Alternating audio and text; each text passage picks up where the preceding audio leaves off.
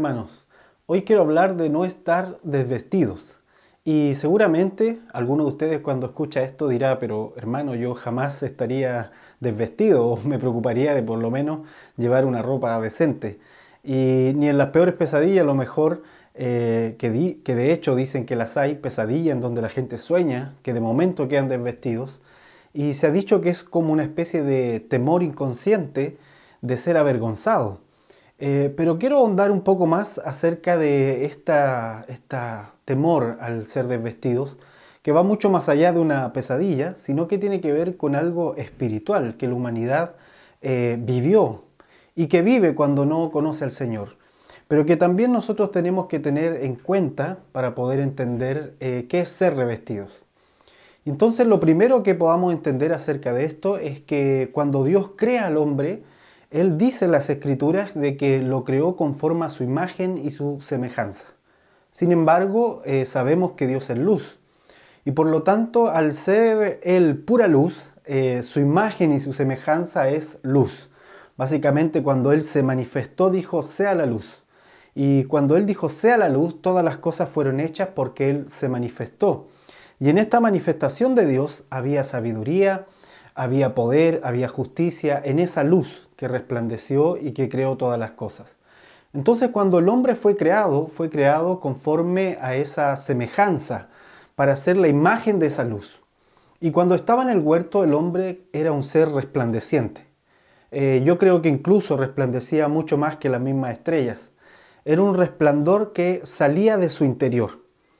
Y ese resplandor que salía de su interior lo iluminaba por completo y lo vestía por completo. Pero todos sabemos que cuando la serpiente vino e introdujo la duda sobre la humanidad, le dijo que a ellos les faltaba algo. Le dijo, si comes de este árbol vas a ser como Dios. Y en realidad ellos ya eran a la imagen y semejanza de Dios. Ellos ya resplandecían. Ellos ya eran seres con luz, llenos de luz. Sin embargo, siempre el diablo juega esto y las tinieblas juegan a este asunto de meter la duda acerca de lo que tú ya tienes, acerca de lo que tenemos en nuestro interior. Y trata de poner en duda lo que somos. ¿Se acuerdan cuando el diablo fue donde Jesús en el desierto le dijo, si tú eres hijo de Dios? Ahora Jesús sabía que él era hijo de Dios, pero el diablo estaba tratando de poner en duda eso. Y todos conocemos cómo termina la historia. El Señor, cada una de sus respuestas, nunca cedió ni por un momento en su identidad de hijo de Dios. Ni tampoco abusó de su identidad de hijo de Dios. Amén. Sin embargo, cuando la serpiente le habla a la humanidad, introduce esta duda. Y entonces en base a esa duda ellos comen pensando que algo les faltaba. Que este resplandor no era suficiente. Y entonces buscan el conocimiento del bien y del mal. Y en esa búsqueda de ese conocimiento del bien y del mal, entonces ellos se abren a la tiniebla, se abren a las sombras y pierden la luz, pierden todo el resplandor y entonces ya no estaban más revestidos de esa luz. Y yo pienso que un poco todos esos temores y esas pesadillas que estudian también los psicólogos acerca de la desnudez, en realidad tienen que ver con esta vergüenza de haber perdido la luz. Esa vergüenza que está en el gen del hombre, que está en el inconsciente del hombre porque sabe que ha perdido algo que antes tuvo. Ahora, vaya conmigo a Génesis 3.7. Dice, entonces, Génesis 3.7 dice, entonces fueron abiertos los ojos de ambos cuando comieron del fruto, ¿se acuerdan? Pero este abrir los ojos no tiene que ver con que ellos vieron algo que nunca habían visto, sino más tiene que ver con abrirlos a algo que no era parte de ellos. Ellos abrieron los ojos a las tinieblas. Es como cuando alguien abre su boca para comer una cucharada de basura descompuesta. O es como cuando alguien abre su mano para sostener un animal muerto o algo que puede ser grotesco, que puede ser incluso hasta asqueroso. Ellos abrieron sus ojos a las sombras, ellos abrieron sus ojos a algo que no lo portaban dentro y ahí se introdujo. ¿Sí? Dice que fueron abiertos los ojos de ambos y conocieron que estaban desnudos. Ese conocieron tiene que ver con el inicio del conocimiento del bien y del mal. Ahora, conocieron que estaban desnudos en el sentido de que el resplandor se fue de ellos y entonces se vieron sin el resplandor. El resplandor salió de su interior, la luz salió de su interior por causa de no haber creído a la voz de Dios, por causa de no haber sostenido esa obediencia que tenían de no comer del fruto del conocimiento del bien y del mal, y entonces conocieron ahora la sombra, conocieron ahora la tiniebla. Y entonces dice, cosieron hojas de higuera y se hicieron delantales. Y aquí ya empezamos a entrar un poco, ya vemos que vamos entrando un poco al tema de lo que le quiero comentar. No estar desnudos. Dice que ellos temieron esta desnudez. Inmediatamente sintieron vergüenza de esta desnudez. De hecho, cuando Dios habló en el huerto, ellos se escondieron porque temían esta desnudez, les daba vergüenza verse así. Y se cosieron delantales de hojas. Obviamente hoy en día nadie se habría hecho ropas de hoja porque saben que eso se acabaría rápidamente, apenas se seque la hoja ya no tendría sentido. Pero esto también habla un poco de cómo el ser humano busca entonces con lo externo borrar algo que falta en su interior. Con lo externo tratar de suplir algo que falta en su interior. En este caso, luz. Cuando falta luz dentro, la única forma que tenemos de solucionarlo es llenarnos de luz, es portar esa luz. Pero más que llenarnos de luz es poder entender la luz que portamos en Cristo Jesús, aquellos que somos hijos de Dios. Ahora vuelvo a leer. Dice entonces que cosieron hojas de higuera y se hicieron delantales. Aquí hay algo interesante porque la higuera luego de este episodio va a simbolizar siempre la religión, va a siempre simbolizar el conocimiento del bien y del mal, que se transforma en religiosidad al final. La religión se alimenta de hacernos creer que ellos tienen el conocimiento de lo que es lo bueno y qué es lo malo. Pero esto se detiene o esto se acabó, ese conocimiento o ese poder que tenía la religión, cuando Cristo vino y dijo, el Espíritu Santo ahora os enseñará todas las cosas. El Espíritu Santo os recordará todo lo que necesitan recordar. El Espíritu Santo tomará de mí mismo y lo pondrá en nosotros. O como dice el apóstol, la unción misma os enseñará. No necesitas que nadie te enseñe, sino que la unción misma te enseñará. Ahora, esto no significa que nos volvamos a ser arrogantes, que dicen no tengo nada que aprender del resto.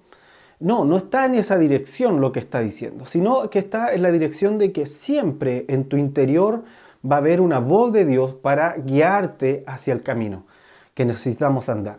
Siempre en nuestro interior va a haber esa luz del Señor dispuesta a brillar para guiarnos en el andar. Amén. Y que podamos ser obviamente enseñables, no personas arrogantes, sino gente enseñable para que el Señor nos pueda guiar. Vaya conmigo a Marcos 11:13, y aquí está el episodio del Señor con la higuera, el episodio donde el Señor maldice la higuera. Y quiero que revisemos algunos detalles de ese episodio. Yo sé que usted lo conoce porque es algo muy conocido cuando el Señor seca la higuera porque no tenía frutos, pero noten algunos detalles que son interesantes en Marcos 11:13. Vamos a leer del 13 por lo menos hasta el 24. Dice, viendo de lejos una higuera, obviamente aquí está todas las ropas de la religión, aquí está representada toda la duda que introdujo la serpiente sobre la humanidad y con eso le quitó la luz. Está entonces el conocimiento del bien y del mal. Dice que tenía hojas, fue a ver si tal vez hallaba en ella algo. Pero cuando llegó a ella, nada halló sino hojas, solo lo externo, no había frutos. Dice, pues no era tiempo de higos. Esto es una simbología. Jesús va donde el árbol para simbolizar algo específico. No es que le tuviera rencor a ese árbol, sino que está hablando, mostrando algo específico. Cuando fue donde este árbol que por fuera se veía frondoso, con muchas hojas, muy lindo por fuera, porque así funciona la religión, con una cosa exterior, pero no interior, fíjese que no encontró nada. Así funciona también la duda. La duda nunca te va a dar fruto. La duda siempre, e incluso en este tiempo, se hace creer que la duda es una buena forma de vivir, dudando de todo. Pero en realidad el Señor está más bien, no por ser crédulos, pero sí ser creyentes. Sí creer en Él. Sí creerle a Él. Amén. Luego dice el 14, entonces Jesús dijo a la higuera, nunca jamás coma nadie fruto de ti. Aquí está hablándole no solo a la higuera, le está hablando al fruto del conocimiento del bien y del mal. Amén. Le está hablando a la duda, le dice, nunca más nadie coma de ti. Y lo oyeron sus discípulos y vinieron pues a Jerusalén. Fíjese, sigue, esto no se corta solamente con que lo oyeron los discípulos, sigue la historia. Y vinieron pues a Jerusalén y entrando Jesús en el templo, comenzó a echar fuera los que vendían y compraban en el templo. ¿Qué está haciendo ahí? Está echando fuera todos esos delantales de higuera, ¿sí? Todo lo que era la religiosidad, todo lo que era esta forma externa de que algo estaba bien pero no tenía fruto. Y volcó las mesas de los cambistas y las sillas de los que vendían palomas. Bueno, y ahí continúa también con este juicio que el Señor empieza a hacer en el templo. ¿Por qué? Porque todo estaba apuntando a que en el templo los sacerdotes le estaban diciendo a la gente, nosotros tenemos que decirte cómo acercarte a Dios, tú no puedes saber cómo te tienes que acercar a Dios. Y sin embargo el Señor ahora, hoy en día, nos ha hecho a todos nosotros su casa, nos ha hecho a todos nosotros hijos y por lo tanto, deberíamos nosotros aprender a oír su voz y seguirla por esa luz interna que está en nosotros. Un poco más abajo, en el 21, dice entonces Pedro acordándose, esto es cuando salen del templo y van saliendo del templo y encuentran de nuevo la higuera y la ven seca. ¿Sí? Van saliendo de todo lo que ocurrió en el templo y dice que se vuelven a topar con la higuera y la ven seca desde la raíz. Esto es una profecía de Jesucristo sobre el conocimiento del bien y del mal y lo está secando desde la raíz, sobre lo que es la duda y está secando la duda desde la raíz. Y entonces Pedro acordándose le dijo, Maestro, mira, la higuera que maldijiste se ha secado. Respondiendo Jesús les dijo, tened la fe de Dios. Fíjense, yo sé que en alguna de sus Biblias, Reina Valera dice, tened fe en Dios. Pero el original, en la Biblia textual lo puede encontrar, el original Jesucristo dijo, tened la fe de Dios. Ahora esto es sumamente profundo. Ahora que estamos tratando de entender qué es ser revestidos del Señor y no estar desnudos. Le está diciendo, tengan la fe de Dios. O sea, la humanidad fue hecha para tener la fe de Dios. La humanidad fue creada para que desde su espíritu tuviese una fe espiritual, una fe que no fuese una simple creencia del alma, sino una fe en Cristo, dentro de Cristo. Amén. Cuando digo en Cristo me estoy refiriendo a dentro de Él, una fe que nace de adentro de Él. Y dice, entonces el Señor le responde, tengan la fe de Dios. ¿Qué significa tener la fe de Dios? ¿Qué significa creer como Dios? Esto está muy fuerte, puede ser muy retador, muy desafiante. Pero fíjense lo que dice Jesucristo más abajo. Porque de cierto os digo que cualquiera que dijera a este monte, quítate y échate en el mar, y no dudare en su corazón, sino creyere que será hecho lo que dice, lo que diga, le será hecho. Por tanto os digo que todo lo que pidiereis orando, creed que lo recibiréis y os vendrá. ¿Qué fue lo que hizo la serpiente sobre la humanidad? Introdujo la duda de que la luz que había en ellos no era suficiente. Y aquí el Señor está diciendo, sequen esa duda, séquenla desde la raíz y tengan la fe de Dios.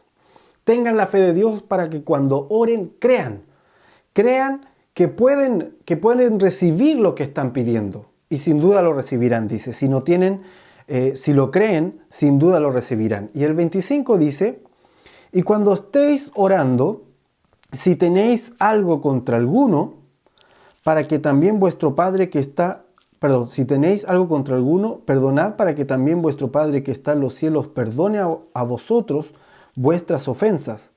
Porque si vosotros no perdonáis, tampoco vuestro Padre que está en los cielos os perdonará vuestras ofensas.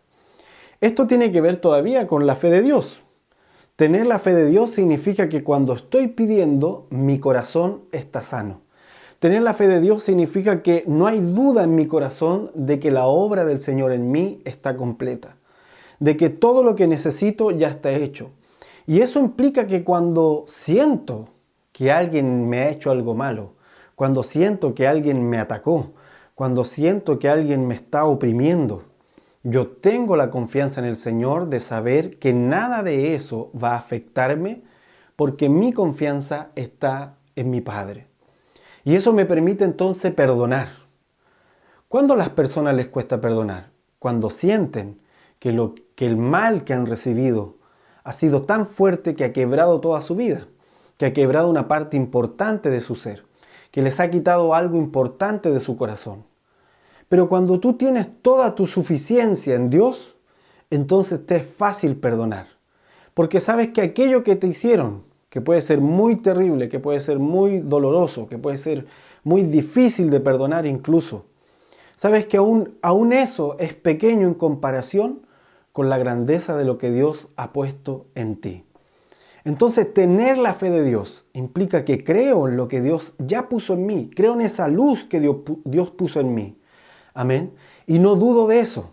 No escucho la voz de la serpiente cuando dice, creo que te falta algo, creo que si comes de esto, entonces vas a encontrar lo que necesitas. La duda es el árbol del conocimiento del bien y del mal. La duda viene del árbol del conocimiento del bien y del mal. La duda es la que produce finalmente este conocimiento, entre comillas, del mal. Amén. Pero el Señor está diciendo, esto se puede secar, hay que secar ese árbol de nosotros, hay que secarlo desde la raíz. Y cuando se seca, se acaba en nosotros la actitud religiosa. Y quiero aclarar esto, la religión no es una organización. La religión es algo que nace en el corazón del hombre. No es que yo quitando ciertas organizaciones, quitando ciertos esquemas, simplemente ya quité la religiosidad de mí. No, la religión es algo que tiene que salir de adentro de nosotros, es lo que llamamos Babilonia.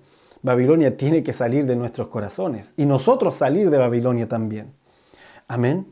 No nos vaya a pasar como Israel, que salió de Egipto, pero Egipto no salía de él y entonces esa generación no pudo entrar al reposo. Y de esto el Señor nos ha estado hablando, de poder entrar al reposo. De esto el Señor nos estuvo diciendo. Pero ¿quiénes no entraron al reposo? Los que tuvieron incredulidad. Los que por incredulidad no fueron capaces de creer. No sé si la palabra sea capaces, porque yo creo que todos eran capaces de hacerlo, sino que simplemente no quisieron, decidieron absorber la duda en ellos y pensar más y creer más y llenar sus pensamientos más con esa duda que con lo que Dios les estaba diciendo. Amén. Entonces vuelvo a este punto. El estar desnudos tiene que ver con habitar en esa duda. El estar desnudo tiene que ver con no creer que Dios ya hizo todo suficiente para mí. Y por lo tanto es difícil perdonar así. Y por lo tanto así nos vamos llenando de arrogancia. Porque la arrogancia básicamente es una forma de defendernos a nosotros mismos.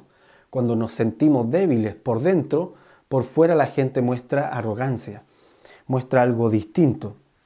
Ahora vamos a Génesis. Volvamos a Génesis 3, al acontecimiento que estamos revisando. El hombre queda desnudo, se pone este delantal y dice más abajo, sabemos todo lo que ocurrió acerca de cómo el Señor le habla a la mujer, le dice que sus hijos van a ser tenidos ahora con dolor, le habla al hombre, le dice que la tierra ha sido maldita y por lo tanto él va a tener que trabajar y tener que ganarse el pan con el sudor de su frente.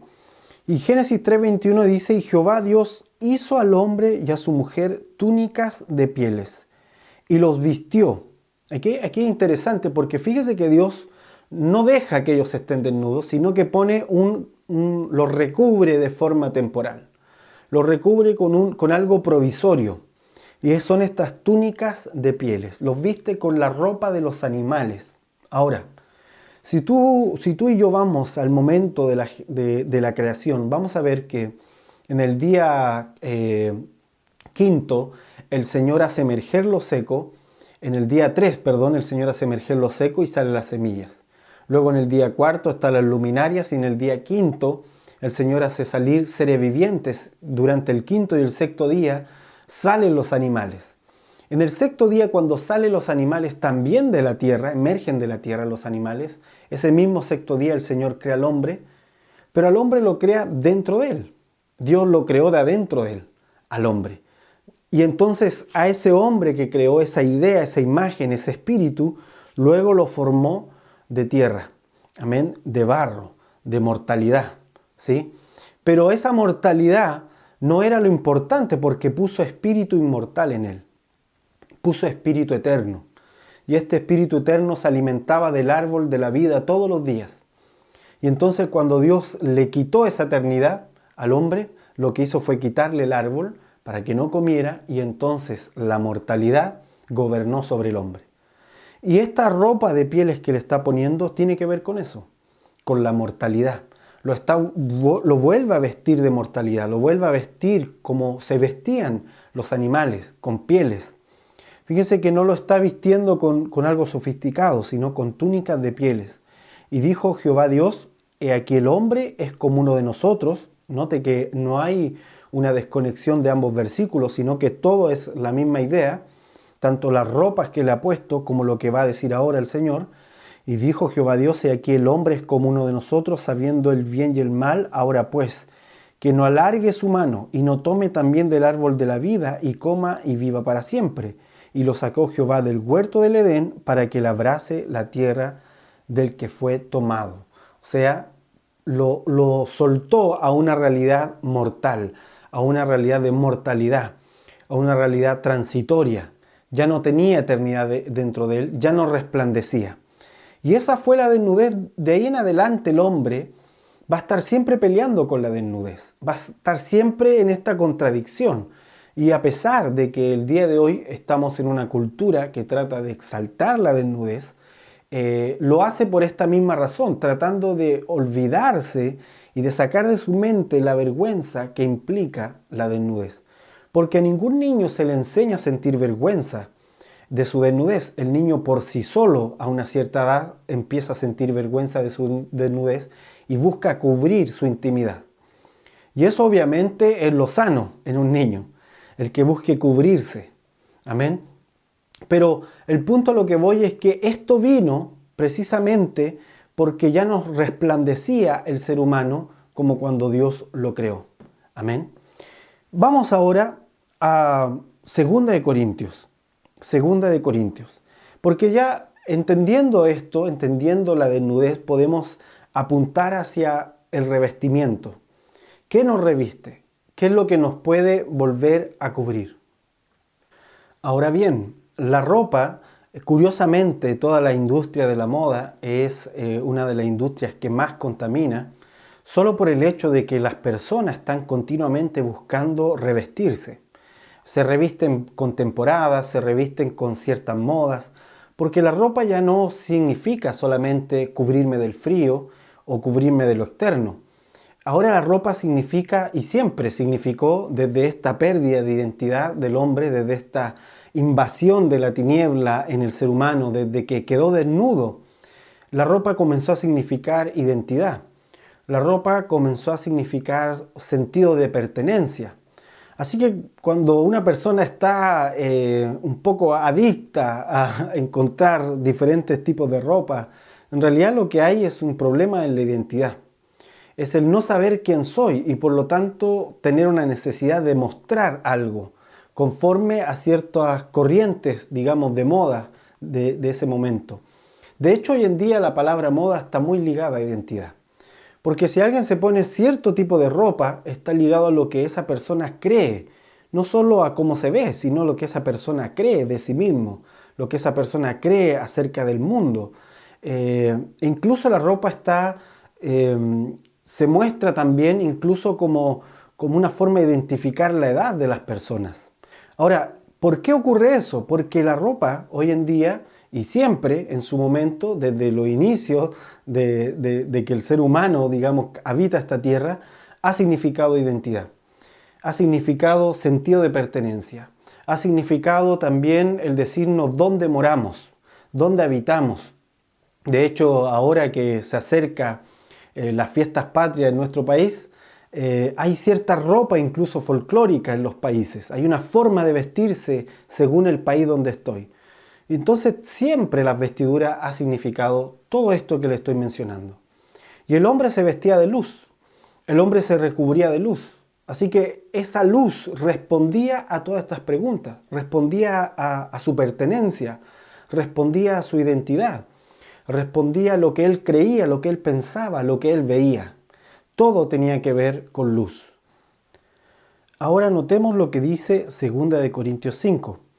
Porque sabemos que nuestra morada terrestre, este tabernáculo, es decir, el cuerpo, se deshiciere, el cuerpo mortal, este cuerpo vestido de pieles, tenemos de Dios un edificio, una casa no hecha de mano, eterna en los cielos. Tenemos en Dios, fíjese, un edificio, no está hablando de un templo, eso ya lo sabemos. Una casa no hecha de manos. Me gusta porque dice, no es un edificio, sino que es una casa.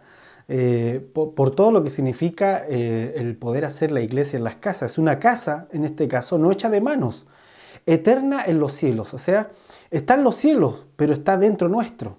Va creciendo en nosotros. Y por esto también gemimos deseando ser revestidos de aquella nuestra habitación celestial, pues así seremos hallados vestidos y no desnudos. Fíjense que como aquí Pablo está diciendo que él quiere ser hallado vestido y no desnudo, o sea, vestido de lo eterno, vestido de esa luz interna.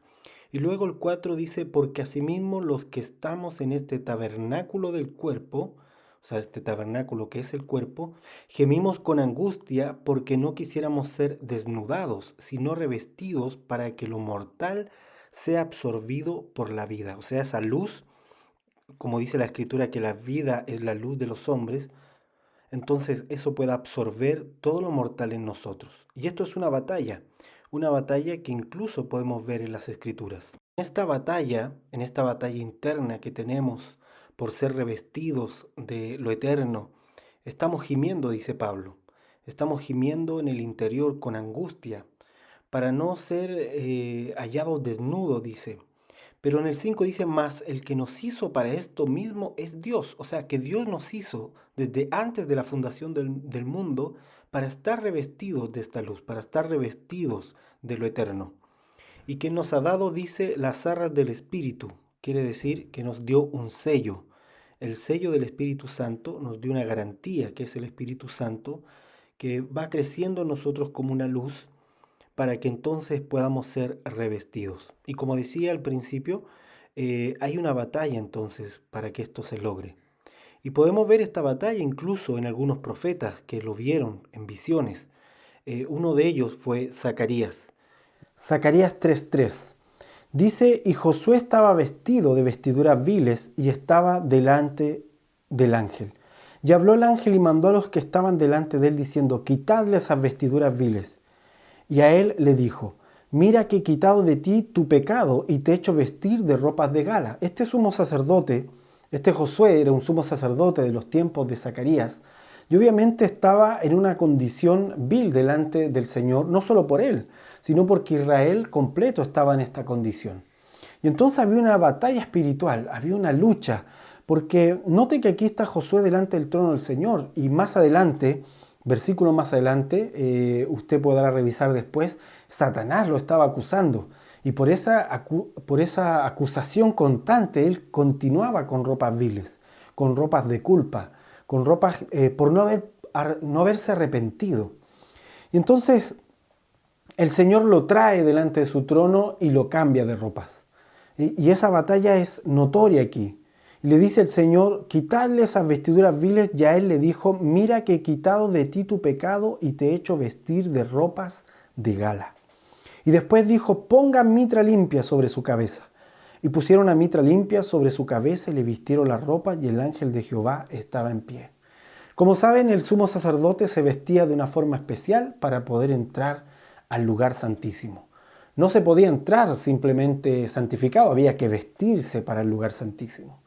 Y esto es lo que pasa con nosotros también. Las ropas espirituales, el revestirnos de Cristo, va también permitiéndonos entrar a ciertas dimensiones de Dios. Amén. En la medida en que nosotros somos revestidos de Él, de aquello que portamos dentro, en la medida en que dejamos que se expanda en nuestro interior, podemos entrar en dimensiones de Dios que antes no podíamos hacerlo por no tener las ropas necesarias. Como la parábola en donde el Señor echa a aquellos que no estaban vestidos para la boda. Después dijo, y el ángel de Jehová amonestó a Josué diciendo, así dice Jehová de los ejércitos, si anduvieres por mis caminos y si guardares mis ordenanzas, también tú gobernarás mi casa. También guardarás mis atrios, y entre estos que aquí están te daré lugar.